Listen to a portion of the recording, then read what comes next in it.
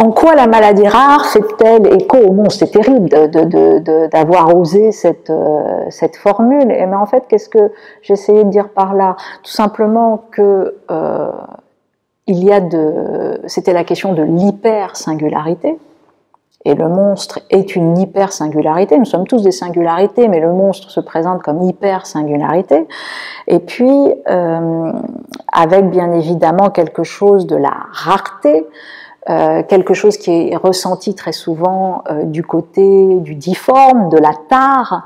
Donc il y a toute une archéologie du monstrueux qui peut nous expliquer éventuellement ce que ressentent, comme dit Del Volgo, le drame subjectif que ressentent ceux qui sont atteints d'une maladie rare. Donc ça, c'est un premier territoire. Mais bien évidemment, l'enjeu, c'était de montrer comment, à partir de ce territoire qui est essentiellement un territoire déficitaire, d'une reconnaissance malmenée, en fait, petit à petit, la question de l'avènement du patient expert, la question du patient zéro a retourné aussi cela, et que, bien évidemment, aujourd'hui, être porteur aussi d'une maladie rare, c'est pas simplement que ce drame subjectif, ça peut être aussi pensé au travers d'une autre itinérance qui est celle précisément de la compétence via la question du patient expert, ou le patient zéro via le fait qu'on est porteur d'un certain type de rôle dans l'espace public,